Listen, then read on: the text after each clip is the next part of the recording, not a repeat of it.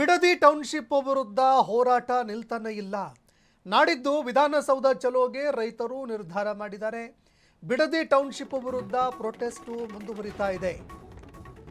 530 ದಿನಗಳ ನಿರಂತರ ಹೋರಾಟಕ್ಕೆ ಸರ್ಕಾರ ಬಗ್ಲೇ ಇಲ್ಲ. ಬಿಡದಿ ಟೌನ್ಶಿಪ್ ವಿಚಾರಕ್ಕೆ ಸಂಬಂಧಪಟ್ಟಂತೆ ನಿರಂತರವಾಗಿ ಹೋರಾಟ ನಡೆಯಿತು, ಆದರೆ ಸರ್ಕಾರ ಬಗ್ಲಿಲ್ಲ. ಬೆಂಗಳೂರಿನ ಫ್ರೀಡಂ ಪಾರ್ಕ್ನಿಂದ ವಿಧಾನಸೌಧ ಚಲೋ ಹಮ್ಮಿಕೊಳ್ಳಲಾಗ್ತಾ ಇದೆ. ರಾಜ್ಯ ರೈತ ಸಂಘದ ನೇತೃತ್ವದಲ್ಲಿ ಹೋರಾಟಕ್ಕೆ ಸಜ್ಜಾಗ್ತಾ ಇದ್ದಾರೆ ರೈತರು. ಆಗಸ್ಟ್ 25ರಂದು ವಿಧಾನಸೌಧ ಚಲೋ ಹೋರಾಟ ನಡೆಯುತ್ತೆ.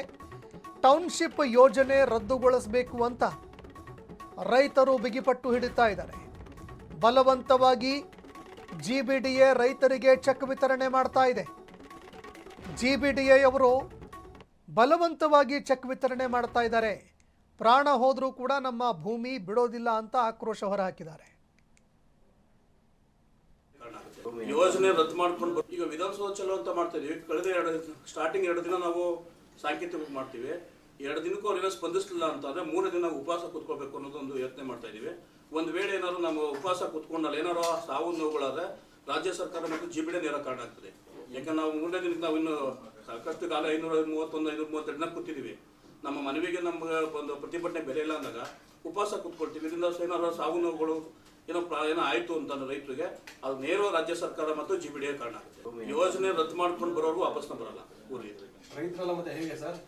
ರೈತರುಗಳು ಹೋಗ್ತಿರ್ತಾರೆ, ಮತ್ತೆ ಹೆಣ್ಮಕ್ಳುಗಳು ಹೋಗ್ತಾರೆ, ಮತ್ತೆ ಬೆಳಗ್ಗೆ ಬರ್ತಾರೆ. ನಾವೊಂದು ಅಷ್ಟು ಜನ ಪರ್ಮನೆಂಟ್ ಆಗಿ ಅಲ್ಲೇ ಉಳ್ಕೊಳ್ತೀವಿ. ಇಲ್ಲೇ ನಿಮಗೆ ಶಿಫ್ಟಿಂಗ್ ತರ ಇತ್ತು. ಹಾಗೆ ಅಲ್ಲೂ ಸಹ ಹೋಗೋರು ಒಂದಿನ ಹೋಗಿ ನೆಕ್ಸ್ಟ್ ಡೇಗೆ ರೊಟೇಷನ್ ಸಿಸ್ಟಮ್ ಮಾಡ್ಕೊಂಡು ನಾವು ಅಲ್ಲೇ ಇರ್ತೀವಿ. ಯಾವುದೇ ರಾಜಕೀಯ ಪಕ್ಷಗಳನ್ನ ಆಹ್ವಾನ ಮಾಡಿದ್ರೆ ಇದು ರಾಜಕೀಯ ಪಕ್ಷದ ವೇದಿಕೆಯಲ್ಲಿ ಮಾಡ್ತಾರೆ. ರೈತ ಪರ ಸಂಘಟನೆಗಳು, ಕನ್ನಡ ಪರ ಸಂಘಟನೆಗಳು, ಶ್ರೀ ಶಕ್ತಿ ಸಂಘಗಳು ಮತ್ತು ಮಹಿಳಾ ದಲಿತ ಪರ ಸಂಘಟನೆಗಳು ನಾವು ಆಹ್ವಾನ ಮಾಡ್ತಾ ಇದ್ದೀವಿ.